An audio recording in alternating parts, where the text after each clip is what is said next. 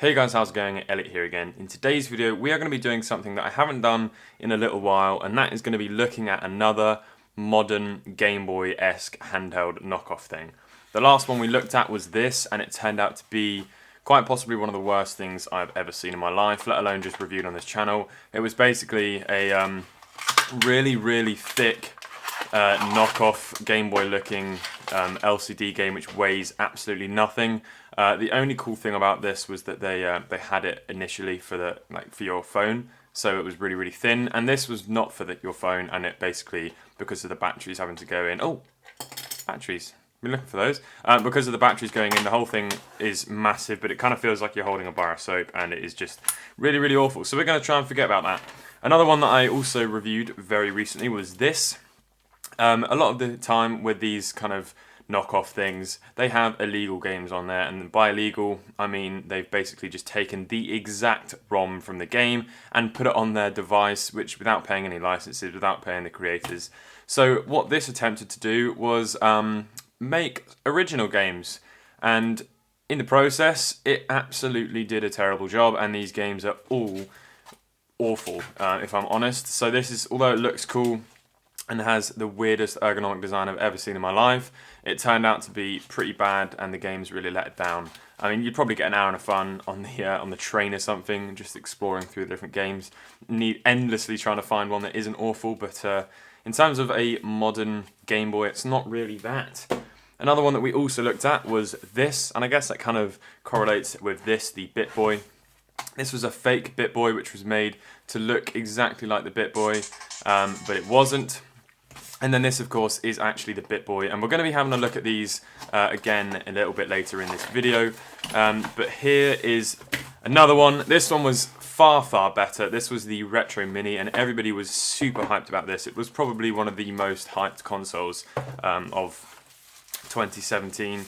Really was. This came out, and almost every single retro YouTuber was making videos on this thing. It took a micro SD card, you could put your ROMs on here, it already had built-in games, it had like 150, ran off a rechargeable battery, it's a nice form factor, it had a nice screen as well, if we've got any charge left on this thing. The screen was quite nice, and you know, it just felt very nice. What let it down, however, was its lag and its price. This thing came out at like £45 and probably about $60 when it first came out, and these have gone down considerably since then, but yeah, I don't know, it's kind of still a little bit not the best. The buttons on the back are near enough the most uncomfortable things and almost impossible to press without your fingers going everywhere, but it was a thing. So now it's time to find out, is there another one, and is it better? Well, we already know that there's another one because you saw the thumbnail, but is it better? Keep this box in mind when you look at the next one. Notice anything the same? I can't. That's because my eyes are closed. Yeah, it's absolutely blatantly a kind of meant to rip off this, I guess, to someone who's never seen this before. They would know that you might think that this could be it. It's got a very similar design, as I said. This one, it shows that it has a lot less buttons, despite the fact that they haven't bothered to put in the start and select. This one has a lot less buttons than this. This has a reset button, it has extra buttons up here. It looks a lot more like a DMG kind of thing. Obviously the buttons, there's not 4 buttons on a DMG, but this little tapered edge and the speaker grill. They've put the start and select buttons in. At the top it says 168 in 1, meaning this probably isn't going to be expandable, and it's probably going to resemble these quite a lot. It says Retro FC, and that usually kind of means Retro Famicom, or Family Computer rather. So we're probably not going to see Game Boy games on here, but let's not lose hope yet, because on the top there is nothing. On the side there is good English, I'm sure. And it hasn't selected whether or not we have a black or white. So let's have a look inside the box. Notice anything similar again? Yeah, it looks really similar to this little thing. It even has the kind of clear sleeve. And then we take this out. We'll have a look at that in just a second.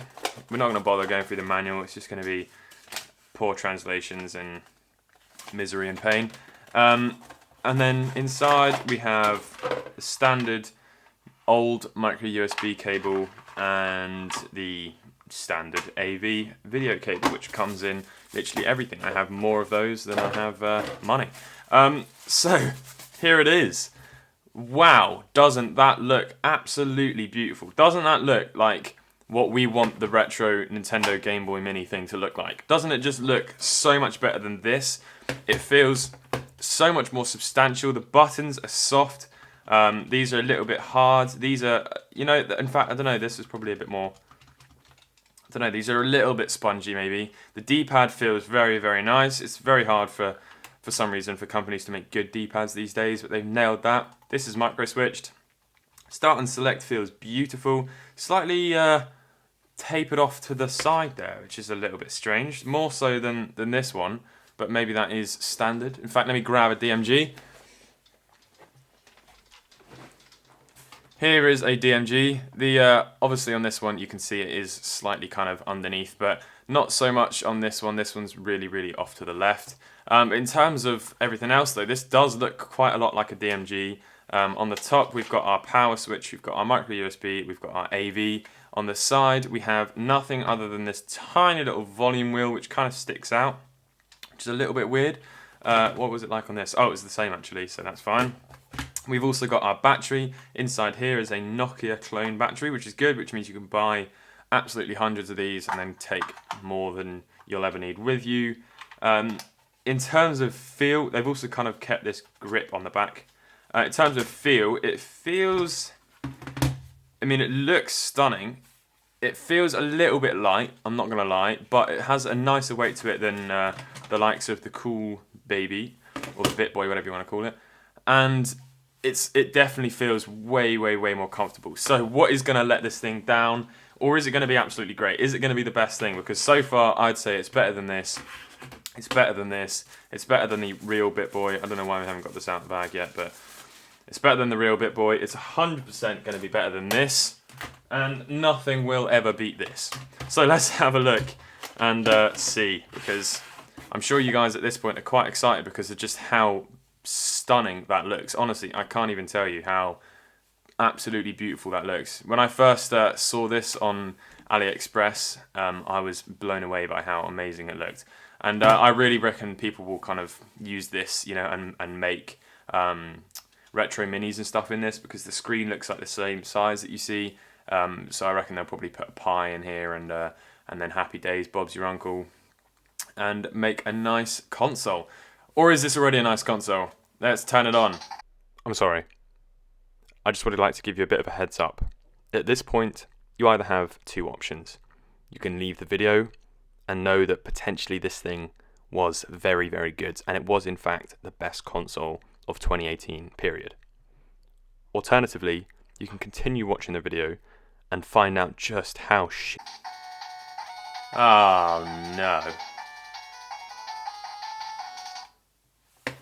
Oh no.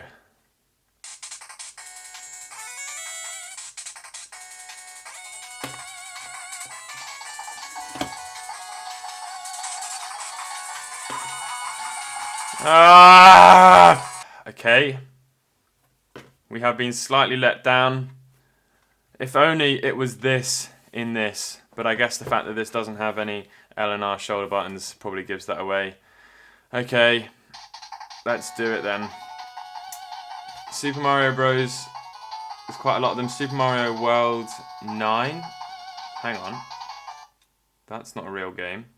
Okay. Well, this is not a real Super Mario game. Okay, that's interesting. We're not going to have time to go through all of them here, so I want to try and pick a couple of gems. Mario is missing. Oh, there's Sonic. I saw Sonic. Let's have a look at Sonic. Oh, God. It seems like they've kind of gone for, like, non-copyright music. And they've changed the colour palette to make it look almost unviewable.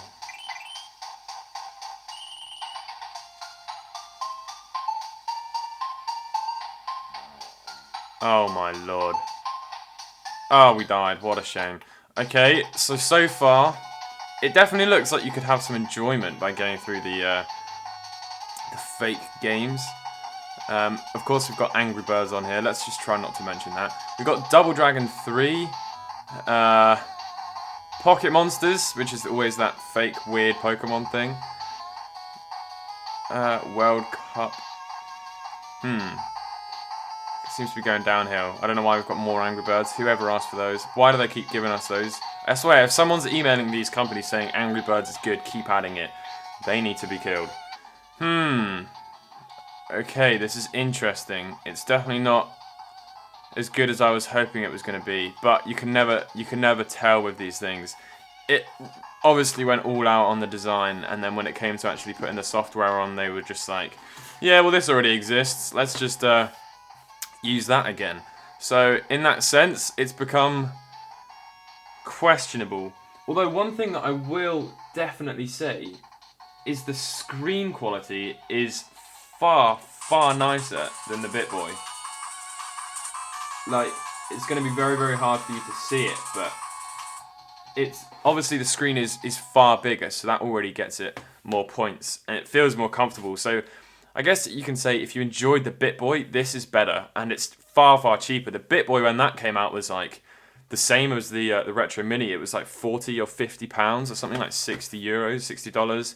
And then this little knockoff came out, which is basically the same as the Bitboy, just half the games, and this was a third of the price. So what have we got here? Where does this fit? Why have I got so many of these things?